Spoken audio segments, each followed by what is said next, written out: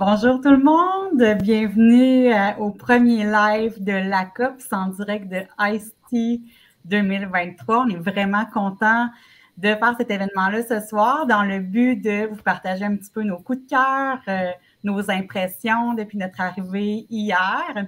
Alors, on va commencer avec les présentations. Véronique? Bonsoir.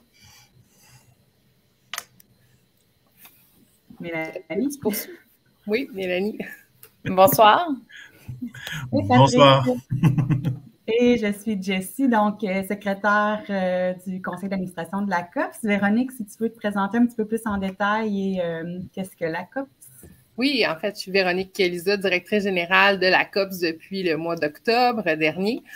En fait, la COPS, qu'est-ce que c'est? C'est l'un des plus importants colloques en matière d'intégration du numérique en éducation au Québec. C'est une association avant-gardiste qui valorise la culture pédago-numérique, un partenaire de formation continue du développement de la compétence numérique au Québec et évidemment une communauté de pédagogues qui partagent des solutions qui encouragent l'intelligence collective. Merci. Mélanie? Bonjour tout le monde. Alors, moi, je suis une conseillère pédagogique au privé et je suis aussi la deuxième vice-présidente de la COPS. Merci. Patrick? Bonsoir tout le monde. Moi, c'est Patrick Fontaine. Je suis vice-président de la COPS. Je suis enseignant. Mon travail de jour, c'est que je suis enseignant à l'éducation des adultes à Deux-Montagnes, au Centre de formation continue des Patriotes. Et je suis également REAPO, c'est une personne ressource pour les technologies en pédagogie. Super, merci. Moi, je suis conseillère pédagogique en intégration des technologies au Centre de services scolaires des premières seigneuries. Donc, on est vraiment content d'être à ICE cette année. Je ne sais pas, Mélanie, si tu veux un petit peu nous dire qu'est-ce que c'est ICE? Oui, sans problème. Oui. Donc, ici, en fait, c'est une OSBL qui travaille avec des éducateurs internationaux pour promouvoir l'utilisation de la technologie pour soutenir la pédagogie. La conférence actuelle se donne une fois par année, une fois sur la côte Est et une fois sur la côte Ouest. Alors, nous sommes à Philadelphie. Dans le fond, ce que ici fait, c'est qu'elle regroupe toutes sortes d'éducateurs, des bibliothécaires jusqu'au DG des différents districts ici, en passant bien sûr par les profs, les CP, que ici on appelle des coachs en passant. Hein? On aime bien ce libellé-là. Bref, dans le fond, ici, c'est comme la COPS, mais sur des stéroïdes. Là. C'est bon, merci. Puis, c'est notre directrice générale qui nous a dit, moi, cette année, je veux emmener une délégation de la COPS à ICE. Pourquoi, Véronique?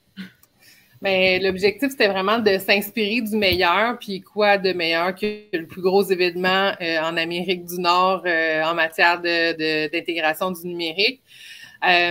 Pour donner un petit peu une idée d'ampleur là, aux gens, c'est plus de 20 000 participants. Je discutais avec la personne aux inscriptions qui me parlait plutôt de 23 000 et les inscriptions continuent à rentrer. Il y a une grosse programmation qui se déroule aussi en virtuel, donc ça leur permet d'avoir des inscriptions qui rentrent à tous les jours. Il y a plus de 1300 ateliers qui sont donnés, 450 exposants, c'est énorme. Énorme, là, il n'y a rien qui il n'y a pas de terme qui le qualifie mieux que énorme. Dans le fond, l'objectif, c'est vraiment de s'inspirer pour mettre en place un 42e colloque inspiré là, vraiment des pratiques de ICE. Moi, en tant que nouvelle directrice générale, c'était important pour moi d'aller voir ce qui se fait ailleurs, puis aussi d'apporter une délégation parce que, comme vous pouvez voir, c'est énorme, fait que je peux pas couvrir tout à moi toute seule. Là, donc, c'est vraiment important pour moi d'avoir une délégation pour être capable d'aller vraiment tirer le meilleur de cette expérience-là. Puis ici, c'est l'endroit où tous les plus grands penseurs sont réunis. Ils présentent les plus grandes tendances à venir, notamment en matière d'intelligence artificielle, de l'école et du milieu de travail du futur aussi, parce qu'il y a aussi ça qui évolue en même temps, la profession. Évidemment, établir des nouveaux partenariats avec le Salon des exposants. Là, en comparaison à la COPS, on a environ une soixantaine d'exposants, donc il y a beaucoup de belles possibilités pour nous. Puis, on veut vraiment apporter ces partenariats-là pour les membres de la COPS qui vont bonifier le Salon des exposants l'année prochaine. Super, merci. Donc, de notre côté, on est en live sur Facebook, Twitter, LinkedIn. On voit déjà qu'il y a quand même beaucoup de monde. Donc, il y a déjà des gens qui ont commencé à le faire. N'hésitez pas à utiliser le clavardage. Si vous avez des questions, si vous avez des choses que vous aimeriez savoir sur l'événement dans lequel on participe, parce que c'est pour vous qu'on fait ça également. L'enregistrement va être disponible en rediffusion, évidemment. Et on vous donne un petit devoir là, en ce moment. On aimerait ça savoir qui sont ceux qui sont en train de regarder l'événement, soit en live ou en rediffusion. Dites-nous là dans le clavardage, dites-nous d'où vous venez et peut-être quel est votre rôle. Êtes-vous enseignant, conseiller pédagogique, gestionnaire, peu importe. Donc, on veut savoir qui est-ce qui est en ligne avec nous. Ça va nous donner une belle vue d'ensemble. Donc, je poserai une première question. Donc, Patrick est arrivé avant nous hier, le chanceux. Nous, on est arrivé en fin d'après-midi après l'avion. On était très contents que ça décolle avec le fumée qu'il y avait à Montréal. Qu'est-ce qui vous a le plus marqué lorsque vous avez mis les 2 pieds dans le Convention Center de Philadelphie? Je commencerai peut-être moi, j'étais le premier. Oui, c'est ça. Je vais commencer parce que j'étais le premier arrivé. J'étais comme... je suis arrivé le samedi soir, le 24. Je ne suis pas venu au Convention Center. Je suis venu le lendemain matin. Puis dès que je suis arrivé, c'est wow. Je savais en m'en venant qu'ici, c'était le plus gros événement en Amérique du Nord, là, mais c'est encore plus gros que je pensais que ça serait. C'est énorme, c'est gigantesque. C'est comme 3 blocs. Plus, il y a le Marriott. En tout cas, c'est tellement gros que j'ai été perdu au début. Je vous ai d'ailleurs servi de guide le lendemain ou un peu plus tard dans la journée parce que j'avais déjà fait le tour. Mais c'est tellement gros, c'est inimaginable. C'est époustouflant. Puis ça, ça m'a rentré dedans. Là. J'imaginais jamais que ça pourrait être gros comme ça. Là. Effectivement, c'est très gros. Mélanie, de ton côté? Même chose, là, mais c'est immense. Là. C'est immense. C'est immense. On n'en a pas idée. C'est 5 blocs, là. T'sais, comme le Convention Center, c'est tellement gros. Mais moi, ce que j'ai trouvé aussi vraiment intéressant, c'est que quand tu rentres, comme mettons, dans le salon des exposants, chaque petit kiosque a des petites idées innovantes de comment on va attirer le monde à notre kiosque parce que c'est rempli, là. C'est la taille d'un, je sais pas, là, d'un terrain de football. T'sais, fait que chaque petit kiosque a comme une roulette à prix ou va faire des démonstrations de leurs choses. C'est vraiment wow. C'est gros. C'est wow. Véronique, en tant que personne qui organise des événements de ton côté? Bien, en fait, les gens qui me suivent ont pu voir là, à mon arrivée, j'ai tout de suite posté sur tous mes réseaux. Wow, la fille d'événementiel capote littéralement. Et la grandiosité, on en a parlé, mais le main stage qui est en fait la salle plénière là, pour la référence avec la COPS et les autres colloques qui ont lieu au Québec. Juste pour vous donner une idée, la capacité, c'est 18 000 personnes. C'est énorme. Les écrans, tout le stage, comment il est organisé, la logistique derrière ça. On dit souvent que, bon, en tout cas, les Américains ont vraiment le spectacle, ont vraiment le spectacle en eux, là, c'est énorme, là.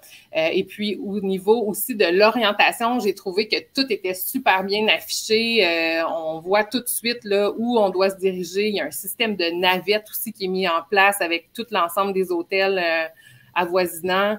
On peut pas se tromper là, puis se perdre dans les bâtisses. Là, tout est vraiment bien indiqué, ce qui est en fait un danger avec un lieu aussi vaste que le Convention Center et les autres lieux qui entourent le colloque. Là.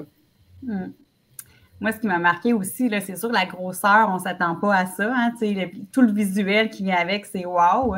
Mais c'est aussi toute la place qui a été mise en, tout ce qui a été mis en place pour le réseautage entre les participants. Il y a des petits endroits pour réseauter, pour prendre un café ensemble, les bornes Wi-Fi qui en a à tous les centimètres carrés presque, des trucs pour charger nos appareils. J'ai aussi apprécié beaucoup là, les endroits faits pour le développement professionnel. Tu sais, il y a des endroits où ils vendent des livres de développement professionnel. Puis ça, ben moi, je n'avais jamais vu ça dans un autre congrès. Fait que j'ai trouvé ça wow. Je me suis aussi, d'ailleurs, j'ai beaucoup dépensé avec ça. Fait que ça, je trouvais ça vraiment intéressant à ce niveau-là. Si tu me permets, Jessie, j'ai dans le clavardage, il y a Guy Chénier qui en réalité son compte a été hacké par sa blonde, Janie. Janie, elle assiste présentement à ISTI aussi, mais en virtuel. Alors, Janie, n'hésite pas pendant le clavardage de nous donner également tes impressions à date. Tu peux les partager avec nous également. S'il y a d'autres gens qui assistent également à ISTI en virtuel, on serait intéressé de savoir comment vous le vivez. Et pour répondre à ta question, Janie, oui, on a des photos, on les met sur Facebook et sur Twitter. Surtout sur Twitter, je sais que tu n'es pas très Twitter, là, mais Janie, en passant, c'est une collègue de travail. Pardon? Pour poursuivre, on va avoir un dossier qui va être disponible aussi avec l'ensemble des contenus pour nos membres. Là. Je m'excuse de t'avoir coupé, Patrick. Non, mais c'est bon, j'avais pas mal fini. Là. Fait que c'est le fun, hein? On voit qu'il y a vraiment du monde d'un peu partout aussi là, qui sont là, des enseignants, des CP, de tous les niveaux, là, TSA, DI, différents niveaux, FGA, primaire, secondaire. Fait qu'on est vraiment content de vous voir. Tantôt, j'ai vu Fred qui a posé la question quels sont vos coups de cœur? Bien, c'est certain qu'on vous garde un moment pour nos coups de cœur. Là. C'est sûr qu'on va vous en parler dans vraiment pas longtemps. Donc, peut-être avant de parler des coups de cœur, j'aimerais ça savoir qu'est-ce que vous avez fait depuis que vous êtes arrivé à ISTI? Ça a été quoi le déroulement de vos 2 premières journées? Je pourrais commencer par Mélanie. Wow! C'est vraiment, là, qu'est-ce que j'ai fait de mes 2 premières journées? Ben, j'ai imbibé toute cette connaissance-là. J'ai vu des célébrités dans l'éducation, là, tu sais. Tu ne penses pas groupie, puis là, tu vois Alice Keeler, puis là, tu te dis « Salut! » Puis là, elle dit « Un câlin! » Puis tu dis « Je sais pas sur ma bucket list, mais oui, je vais te prendre un câlin. Parfait! » Tu sais, des ateliers, ça m'a marqué, là, des ateliers qui mettent vraiment de l'avant de la pédagogie et la technologie vient soutenir cette pédagogie-là. Alors vraiment, on n'est plus dans les app girls de ce monde, comme j'aime bien nous nommer, puis on est vraiment à fond la caisse avec la pédagogie, puis comment on peut utiliser la technologie pour régler des problèmes, pour faire pousser plus loin notre pédagogie, en fait. Fait que si je pouvais décrire mes 2 premières journées, c'est moi, je suis le petit emoji avec les étoiles dans les yeux, là, dans le fond. Je suis juste ça. On sait vraiment de quel tu parles en ce moment, de toute l'image. C'est bon! Véronique, de ton côté, tes 2 premières journées? Moi, en fait, là, depuis le début, la seule chose que j'ai en tête, c'est j'aurais donc dû avoir une GoPro là, sur moi pour juste tout capter, tout enregistrer puis être capable de me référer après parce que, bon, Mélanie, tu l'as dit, il y a tellement de choses, on imbibe, mais à un moment donné, on ne peut pas tout retenir. Là, fait que c'est ça. J'aurais vraiment aimé ça avoir une GoPro, mais en tout cas, bucket list pour la prochaine fois. C'est un must peut-être à avoir. Puis, c'est ça, c'est vraiment électrisant. La qualité des présentations aussi lors du Ignite, j'ai trouvé que les animateurs sont impressionnants à voir. Ça roule au quart de tour. Il n'y a aucune hésitation. Moi, j'ai vraiment été impressionnée par les prestations qui sont données ici. Puis, j'ai aussi suivi un atelier sur comment l'IA peut nous aider à rencontrer les grands objectifs du développement durable donnés par Michel Zimmerman et des élèves aussi qui étaient présents. J'ai vraiment trouvé extrêmement pertinent les contenus qui étaient donnés par les élèves. Là, j'ai hâte de pouvoir les partager avec les membres. Là. Je trouve que c'est vraiment super riche comme expérience d'atelier. Là, je retiens que du positif de mes 2 premières journées. Tu parlais du Ignite, là, pour ceux qui ne connaissent pas ce format d'atelier-là. C'est un format de 5 minutes d'une présentation où il y a 20 diapositives qui tournent toutes les 15 secondes sur lesquelles les présentateurs n'ont aucun contrôle. Donc, ça demande une certaine préparation. Il y en a ici qui en ont déjà animé. Donc, effectivement, merci. Patrick, de ton côté? Ben moi, je vais faire un petit résumé là, de mon arrivée. Je suis arrivé le 24, le 25 au matin, j'avais déjà un atelier sur le blended learning. C'est intéressant, c'est comment garder des étudiants engagés, peu importe où ils sont, à la maison ou en classe. J'ai trouvé ça très inspirant.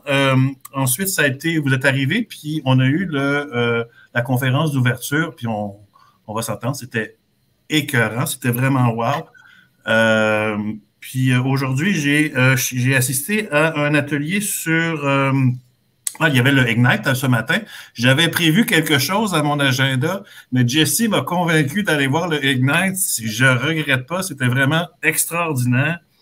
Ensuite, je suis allé à un atelier pour App Design for Beginners, puis j'aimais bien leur catchphrase, là, c'était They have an app for that, but if they don't, build it. Fait que c'était comment avec les élèves, leur montrer à développer, à faire une application. Et c'est un outil qui a été développé par le MIT. Puis sur le site, il y a des tutoriels, il y a des ressources pour enseignants. J'ai trouvé ça vraiment super intéressant. Puis, le dernier atelier que je suis allé aujourd'hui, c'était sur la réalité augmentée. Ceux qui l'ont vu sur Twitter, il y avait un journal que il y avait un code barre. Quand tu prenais avec ton téléphone, quand tu scannais le code barre, le journal prenait vie. Il y avait avec la réalité augmentée, ça se mettait à bouger partout. C'était vraiment impressionnant. C'est des activités, plein de choses de fun qu'on peut faire avec nos élèves. C'est ça. C'était mon séjour jusqu'à date, mais je suis juste impressionné. C'est extraordinaire comme événement.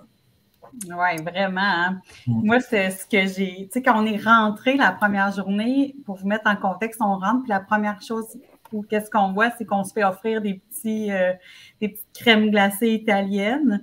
La femme enceinte en moi était très heureuse d'avoir son craving. Les fameuses Italian Ice. Oui, vraiment, c'était très bon. Moi aussi, j'ai été super... J'ai pas eu de câlin d'aller skier, malheureusement. J'ai pas eu cette chance-là.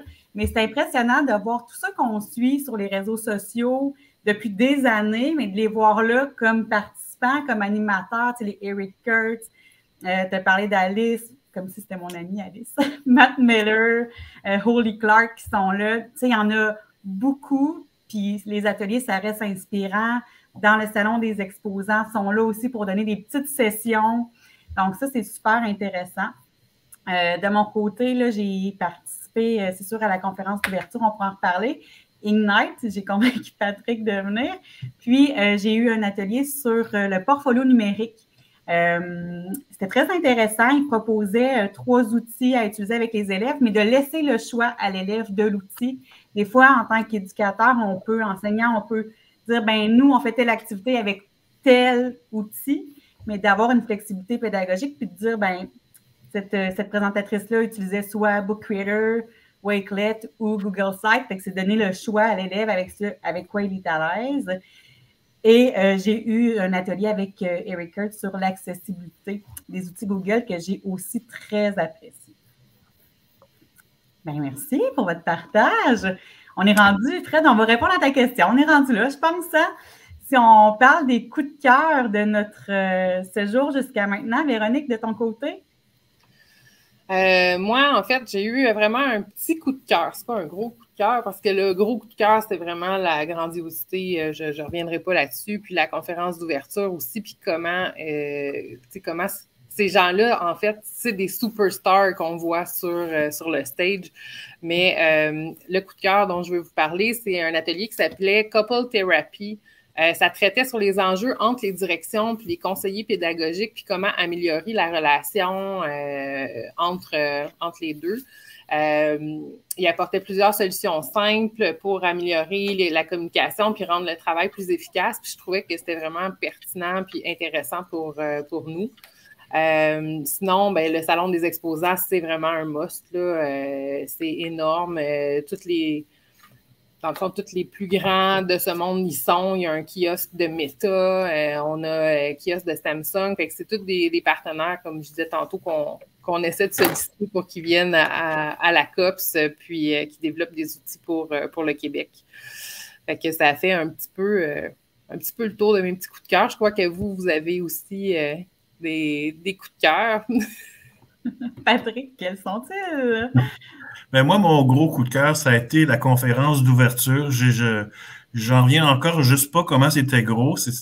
On se serait cru à un concert rock, là.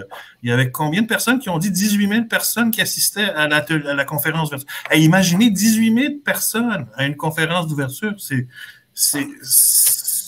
En tout cas, j'ai pas de mots. 18 000 éducateurs, là. Fait que le party était pogné, solide, là. Ça dansait dans les allées, là. Avec le DJ en réalité virtuelle, c'était malade. Il y avait un DJ pour les gens qui étaient... Je vais expliquer un petit peu pour les gens qui n'étaient pas là. Il y avait un DJ qui mettait de la musique, mais le DJ, il y avait des lunettes de réalité virtuelle ou augmentée, là. Puis, il n'y avait pas vraiment de table tournante devant lui, là. C'était virtuel. C'était son bonhomme qui mettait de la musique. En tout cas, c'était vraiment extraordinaire.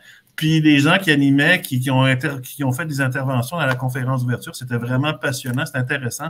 Mais c'était tellement big, là. Moi, j'en venais juste pas. Un autre petit détail que je voudrais mentionner, c'est un coup de cœur dans le sens où c'est juste en général, à date, en tout cas dans ISTI, ce qui m'impressionne, c'est comment la réalité augmentée et virtuelle et l'intelligence artificielle est partout. Je veux dire, on savait que ça s'en venait, mais moi, dans ma tête, c'est encore émergent, là. Mais je pense que je ne suis pas allé dans un seul atelier qui ne portait pas nécessairement sur la réalité virtuelle, l'intelligence artificielle, mais il en parlait tout le temps dans chaque atelier, ça revenait tout le temps. On a l'impression, je ne sais pas si c'est qu'aux États-Unis, ils ont une mini longueur d'avance sur nous là, par rapport à ça, mais ça a l'air d'être bien implanté. Puis ça m'a impressionné, ça a été mon petit coup de cœur, là, ma petite chose qui m'a impressionné à ce niveau-là. Là. Puis si je peux poursuivre sur ce que tu dis dans l'atelier de Michel Zimmerman, il y avait justement une étudiante qui parlait de... L'objectif, c'est pas de le réglementer, c'est dans le fond, de travailler avec les étudiants parce que c'est 89% des étudiants qui l'utilisent déjà. Fait que, tu sais, non seulement c'est omniprésent, mais ça va le devenir encore plus. Ça va devenir un incontournable comme les moteurs de recherche le sont aujourd'hui. Fait que c'est là-dessus qu'il faut se préparer pour la prochaine année. C'est même pas les prochaines années, c'est la prochaine année. Tout à fait. Mélanie, tes coups de cœur? C'est difficile d'en choisir un, hein? J'ai fait comme tout plein d'ateliers aujourd'hui, puis je dirais, mon coup de cœur, c'était peut-être mon premier. C'était pas celui de Alice Keeler, qui était très, très bon, il était excellent, il était bravo.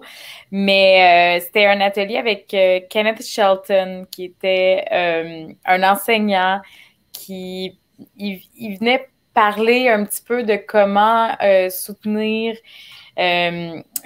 l'intégration de la DEI avec le design thinking. C'était vraiment, vraiment intéressant. Mais il y avait des phrases tellement frappantes et marquantes. Puis, il a juste commencé en disant, tu sais, qu'il faut vraiment privilégier le déconfort afin de grandir. J'ai fait comme, ouais, c'est vrai ça. Il faut qu'on soit inconfortable si on veut apprendre, si on veut grandir. Puis on l'entend souvent, mais je sais pas, être à ISTI puis l'entendre, ça comme, c'est venu me chercher. Tu sais, il a parlé de création d'un ethos, fait qu'une espèce d'esprit de communauté avant de pouvoir créer et de grandir ensemble. Fait que de prendre le temps d'établir comme des définitions communes, des rôles, des règles d'interaction, tout ça, pour qu'on puisse comme avancer ensemble avec nos équipes de travail. J'ai trouvé, tu sais, on le fait, nous, quand on est en classe avec nos élèves en septembre, on prend le temps d'établir, tu sais, un brave space, comme il appelait.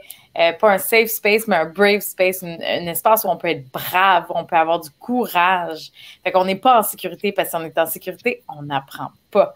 Alors, il faut être dans un espace brave. J'ai été tellement allumée par... ça me tentait quasiment d'aller acheter son livre puis de se faire signer tout de suite. Mais ouais, ça a été mon plus gros coup de cœur de la journée, en fait. C'est le fun, le commentaire de Clément. Je vous trouve passionnant. Écoutez, vous avez des étoiles dans les yeux. Mélanie l'avait dit qu'elle avait l'emoji d'étoiles, tu sais. De mon côté, mes coups de cœur, ben Patrick, t'en as un peu parlé, mais tu sais, j'ai comme compris c'était quoi Ice-T quand on est arrivé à la conférence d'ouverture puis que j'ai vu le DJ dans son métavers. J'étais là, OK, on est ailleurs, là, vraiment, là. J'ai été super impressionnée. Puis moi, mon souhait en venant ici, c'était d'avoir au moins un atelier, de participer à un atelier qui allait changer ma pratique. Tu sais, partir là, d'ici avec un outil de plus dans mon sac que j'allais pouvoir exploiter au quotidien avec mes profs, avec les personnes avec qui j'interviens. Puis l'atelier avec Eric Kurtz sur rendre les outils accessibles pour nos élèves, mais pour tous les élèves. Hein. Tu sais, en tant qu'enseignant, souvent, là, on a tendance à sortir notre sac banane. J'ai une de mes collègues qui parle du sac banane, puis de donner un outil à telle personne parce que toi, tu en as besoin, puis à une autre, puis à une autre, puis à une autre. Puis on est essoufflé en tant qu'enseignant, mais de prendre la peine de prendre un outil qui va être un plus-value pour tout le monde, incluant nos élèves en difficulté.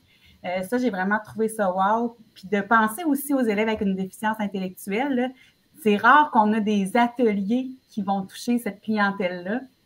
Fait que moi, j'ai trouvé ça vraiment intéressant.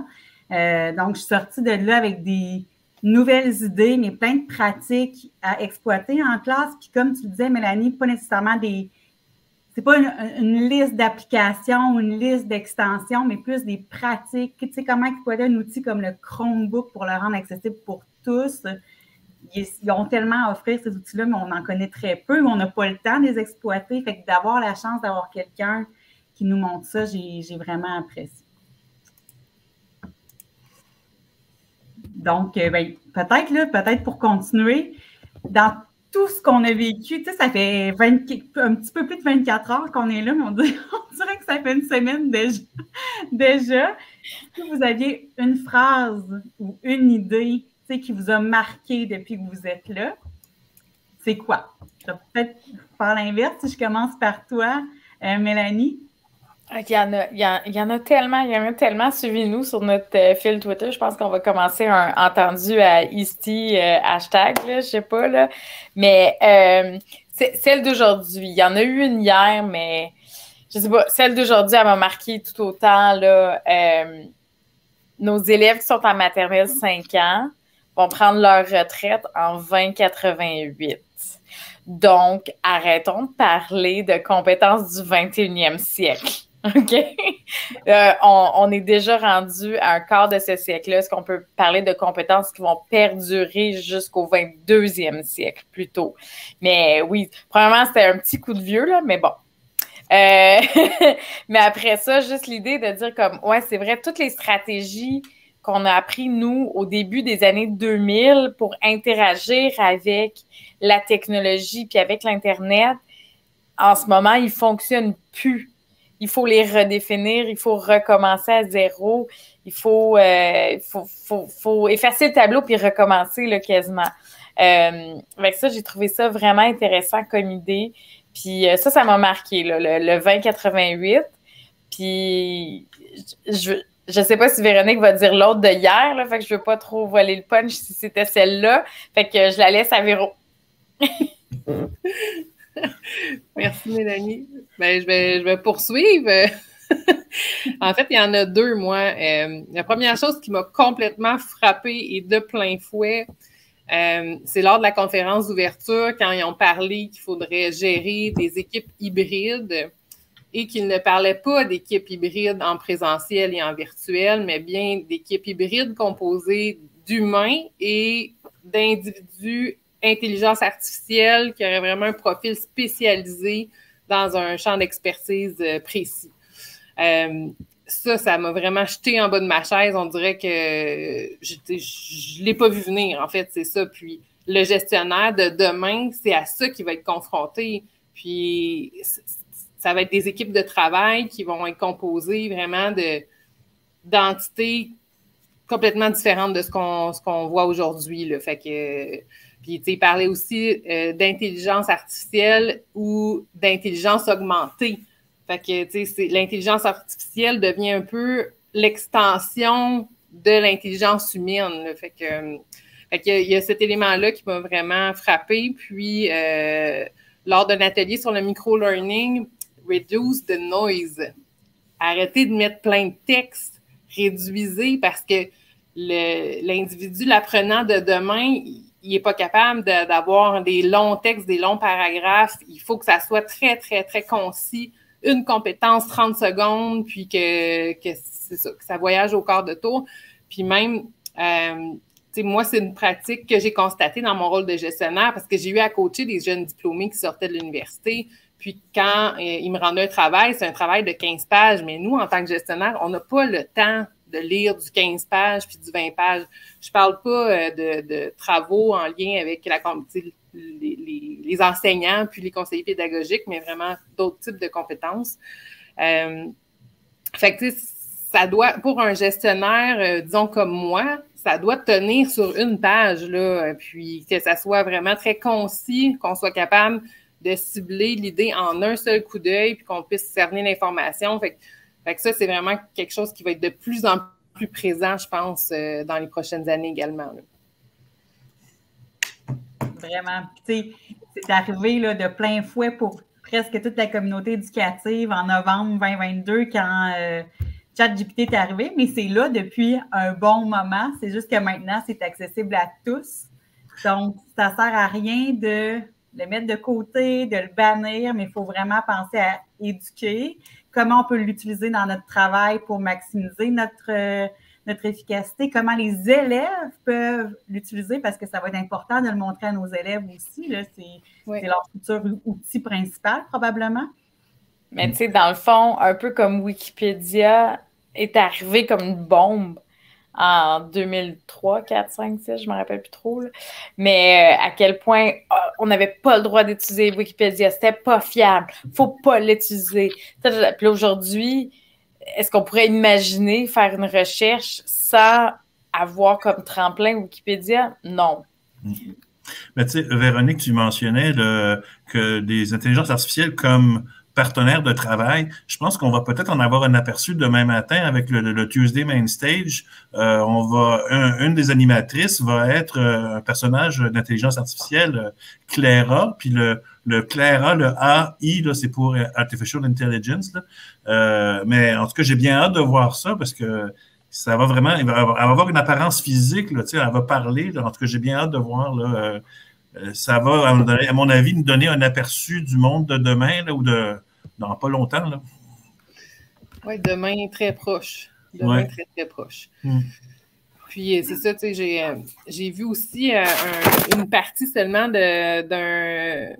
d'une conférence sur le e-sport que j'ai trouvé vraiment intéressant aussi. Je pense que ça va être une branche qui est en développement, peut-être moins présent au Québec, mais le e-sport, ça apporte quand même beaucoup, beaucoup de compétences humaines qui sont non négligeables. Puis, on voit des équipes de e-sport là, popper un petit peu partout.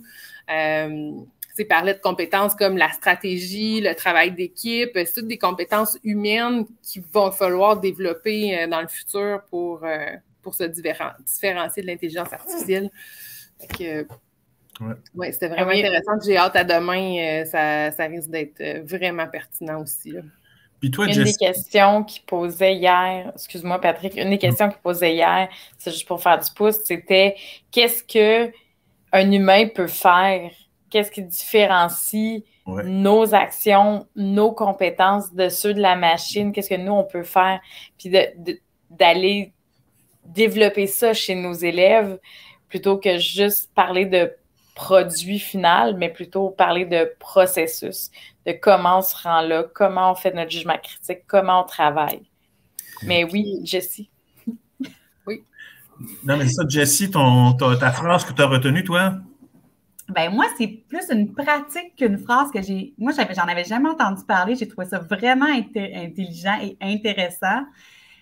C'était pendant un Ignite, on disait, tu sais, on parle beaucoup de pensée positive, puis d'essayer de trouver le positif quand on vit un obstacle, etc. Puis le présentateur disait que lui, ben, il était plus axé sur ah, j'aurais dû faire ça, j'ai oublié de dire ça quand j'ai fait ma présentation, tout ça. Puis la façon dont lui a intégré les pensées positives dans sa pratique, c'est à l'aide des fameux mots de passe. On sait qu'il faut changer nos mots de passe, ça dépend de l'endroit, mais aux 60 jours, aux 90 jours, etc. Donc, lui, il va mettre une phrase positive dans son mot de passe. Là. Il donnait comme exemple I got it ou, tu sais, I'm the best. Peu importe, là, j'ai fait la différence, mais en mettant comme des lettres majuscules, minuscules, points d'exclamation à la place du i, etc. Mais il dit, à toutes les fois que je rouvre une session, je dois le faire 3 fois par jour, le matin, après le dîner, etc., je vois cette phrase positive-là et ça me rentre dedans à toutes les fois. Fait que moi, j'ai trouvé ça vraiment brillant plutôt que d'écrire des affaires, tu sais, pas rapport ou, tu sais, qui n'ont aucune résonance. C'est vrai qu'on le rentre vraiment souvent. Fait que moi, je pense que c'est quelque chose que je vais intégrer dans ma pratique. Là, lorsque je vais devoir changer mon mot de passe, ça va être peut-être quelque chose du genre. C'est intéressant, Jessie. J'avais déjà entendu un truc comme ça, mais au lieu d'être une pensée positive, la personne suggérait de se donner un objectif pour quand on a toujours l'impression qu'on fait la même chose, mais on se donne des objectifs pour la semaine ou pour le mois. Lui s'était dit, bon, ben dans un mois, d'ici pour le prochain mois, je voudrais avoir accompli ça. Puis c'était ça son mot de passe, tu sais, genre... sa phrase, c'était son objectif là, pour cette période-là. Puis ça y rappelait à chaque jour qu'il fallait qu'il vise cet objectif-là. J'avais trouvé ça intéressant aussi. Vraiment, vraiment, vraiment intéressant. Puis toi, ton coup de cœur, Patrick, ou pas ton coup de cœur, mais la phrase ou la chose que tu retiens depuis ton arrivée? J'ai tellement pensé, mais j'arrive pas à trouver rien de particulier. C'est vraiment tout m'a fait voir, mais je pense que c'est Véronique qui l'a mentionné, c'est probablement ça aussi. Là, c'est le fait, là, quand c'était dans la conférence d'ouverture, c'est ça, la conférence d'ouverture, oui, où il disait que justement le travail d'équipe, une équipe de demain ou du futur va avoir des personnes physiques et des personnes de réalité virtuelle, d'intelligence artificielle, comme si c'était des personnes, là. Ils vont avoir un nom, puis tout ça.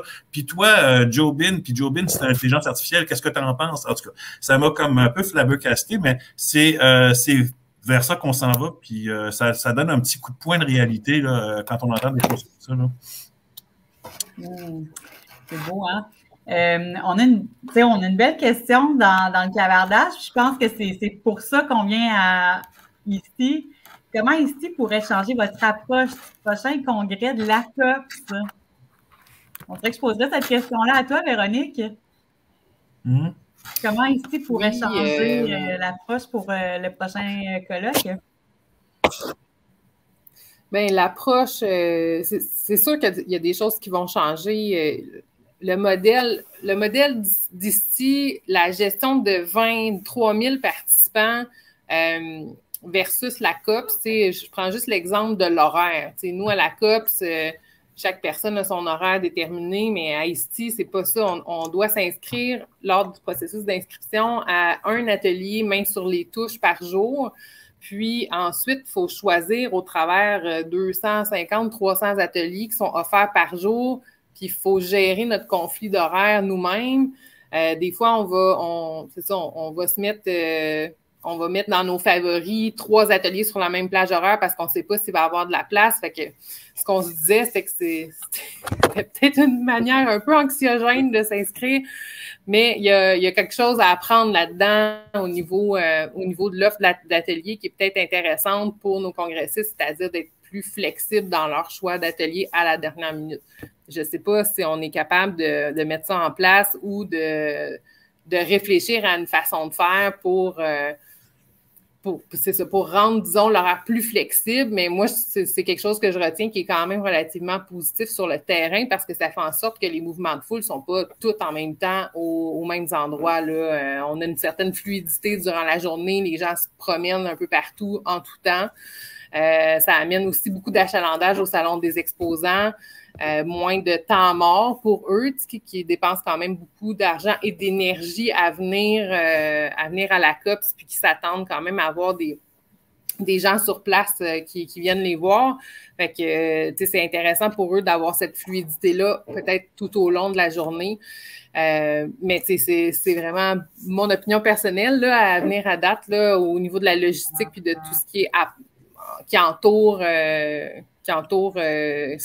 On ne sait pas si on est capable de le mettre en place puis comment ça va changer, mais c'est certain que le sens du spectacle des Américains, j'espère qu'il va être contagieux puis qu'on va être capable de reproduire ça, là, une conférence d'ouverture avec des écrans géants puis des feux d'artifice. C'est beau! Mélanie, toi, qu'est-ce que tu viendrais chercher? Je sais pas, je pense que je suis même pas rendue là dans mes idées. Je suis tellement juste comme encore sur l'effet wow. Mais je pense que toute la posture de la pédagogie prime sur l'outil, ça vient mettre un petit baume sur le cœur. Là. Ça vient, on s'en va dans la bonne direction. Puis moi, ça serait de cette posture-là. Je pense qu'il y en a plusieurs de nos présentateurs qui l'ont. Et je pense qu'on peut juste continuer à aller dans cette veine-là encore plus. Patrick, j'ai envie de te poser la même question. C'est pas facile, hein? T'as-tu une autre question? Oui, je pense quand même. Mais je vais pas. Oui, je vais changer de sujet. J'aime. Juste avant, Patrick, moi, ce que j'ai aimé d'ici, puis que j'aimerais qu'on rapporte à la COPS, là, puis je fais un lien avec ce qu'on a vécu cette année à la COPS au mois d'avril parce qu'il y a des animateurs, je pense qu'il y en a 2 ateliers qui ont été faits comme ça, qui ont amené des élèves. C'est les élèves qui étaient là pour nous accompagner. Tu sais, en tant qu'enseignant, en tant que CP, des fois, là, surtout en tant qu'enseignant, on ne veut pas perdre le contrôle de notre classe. Fait que c'est difficile pour nous de se mettre dans une réalité d'apprenant, nous autres aussi, tu sais, quand on veut travailler avec une nouvelle application, une nouvelle façon de faire avec la technologie. Bien, un petit peu comme je pense que c'est Mélanie tantôt ou Véronique, là, que vous disiez que c'était les élèves là, qui nous en apprenaient sur l'intelligence artificielle, bien, d'amener les élèves s'impliquer parce qu'au fond, on fait ça pourquoi? On fait ça pour eux autres. Fait qu'ils ont tellement à nous apprendre. Puis, on les a impliqués aussi ici dans la conférence d'ouverture. Il y a eu un spectacle fait par les élèves. Oui, c'était bon. C'était bon, hein? Eye of the Tiger. Oui, du livre d'homme, c'était super. En tout cas, on les a vraiment bien impliqués. Fait que ça, moi, je garde ça en tête parce que il y a quelque chose à faire là-dessus. Là. Même si ça a été déjà fait par, je pense à Jérémy là, du Collège des Ursulines, entre autres, qui avait amené ses élèves pour travailler Makey, puis que c'est les élèves, en fait, qui nous apprenaient à tout le monde comment ça marchait parce qu'on ne savait pas. Puis eux, leur sentiment d'efficacité personnelle, ça l'augmente en flèche. Fait que je trouvais ça vraiment intéressant aussi. Mais moi, en fait, s'il y a une chose que ça ne fait pas nécessairement changer mon approche parce que je n'ai jamais donné d'atelier à la COPS, mais ça donne le goût. Ça me donne le goût. D'assister à ça, j'ai le goût de donner un atelier. Peut-être, mon objectif, c'est peut-être l'année prochaine, là, je vais animer au moins un atelier à la COPS. Là. Ça donne vraiment le goût de partager puis de parler de toutes sortes de choses. Là. Je ne sais pas encore ça va être quoi le sujet, mais ça va être intéressant. On prend ça en note. J'ai remarqué la question de Guylaine Chalifou. Ouais. Le sujet du prochain atelier que vous avez vraiment hâte d'aller, est-ce que vous avez pensé à ça? Vous regardez votre horaire pour demain? Y a-t-il quelque chose que vous avez hâte d'aller voir? Non? Ben, je vais y aller. Moi, Jessie, hein? Honnêtement, ce soir, je vais me rasseoir pour évaluer tout ce qui est offert demain parce que, comme Véronique le disait, là, on peut mettre en favori des activités. Fait que j'ai beaucoup trop de conflits d'horaire. Fait qu'il va falloir que je me concentre. Mais je pense que j'aimerais me concentrer sur la citoyenneté à l'ère du numérique. Demain, là, il y a du monde vraiment inspirant. J'ai d'ailleurs acheté ce livre-là parce que je trouvais que ça allait de soi. C'est quelque chose qu'on va devoir aborder. On l'aborde déjà, mais peut-être pas assez. Puis comment on peut l'implémenter dans toute l'école, puis que ça touche autant les élèves, les enseignants que la direction.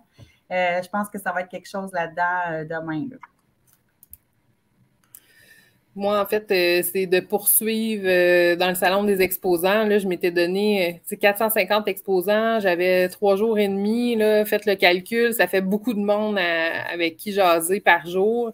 Fait que demain, en fait, je me concentre vraiment sur poursuivre avec le salon des exposants, puis la conférence qui va être sur le main stage avec Clara. C'est ça qui va être vraiment intéressant, là. Sinon, ben, je vais y aller au gré du vent demain pour le reste des ateliers avec l'horaire que je vais avoir. Mélanie? Il y en a tellement, je sais pas.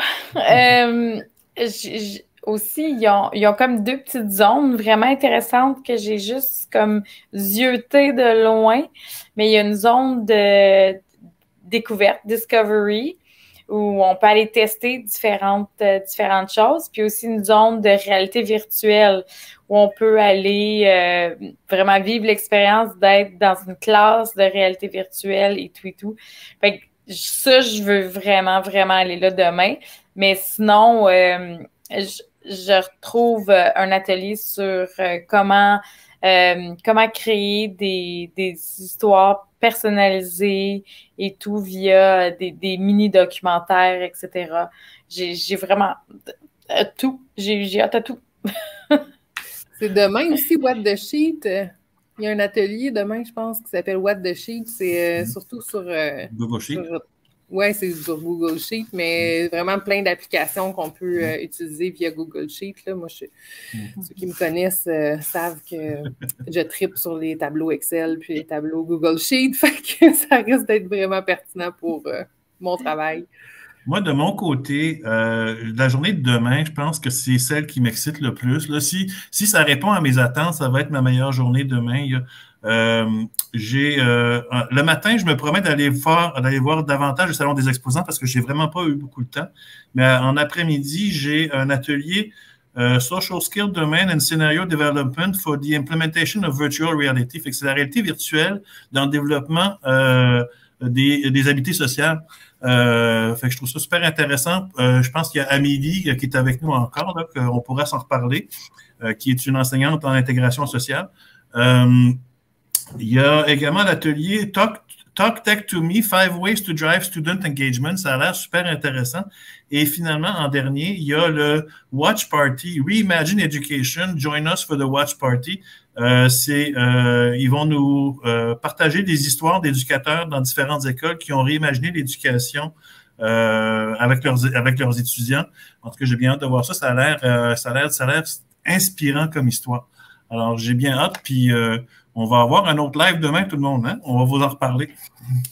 Oui, vraiment, tu sais, puis là, je vois Fred qui dit « vous nous faites rêver », puis mais c'est ça un peu l'intention, puis qu'on veut ramener ça à la COPS pour que la COPS vous fasse rêver, rendu en mars-avril l'année prochaine. Comme Patrick a dit, on va refaire un autre live demain pour vous parler un petit peu de ce qu'on a vécu.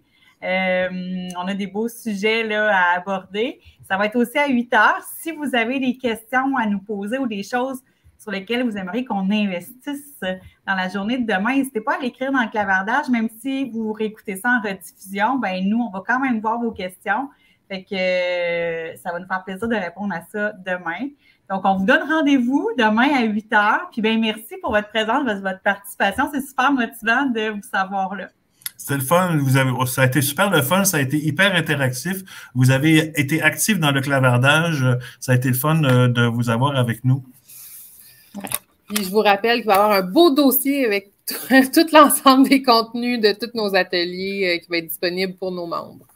Oui, là, on va essayer de dormir, là, puis de fermer ces étincelles-là, parce que pas sûr qu'on va être capable. C'est bon. Ben, merci beaucoup tout le monde. Et bonne soirée et à demain. Merci, à demain. Merci, à demain.